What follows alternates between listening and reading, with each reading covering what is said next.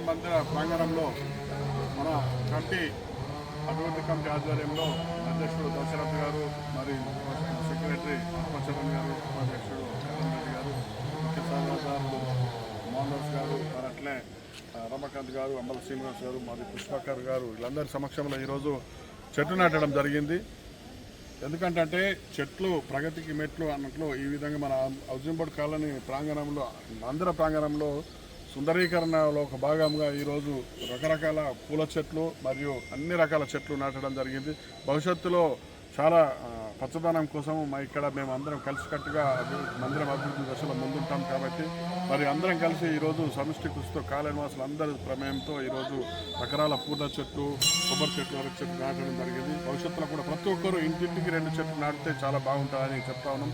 కాలనివాసులు అందరికీ ఈ సందర్భంగా ఇంటింటికి 2 చెట్లు నాటాలని అందరికీ చెప్పడం జరిగింది.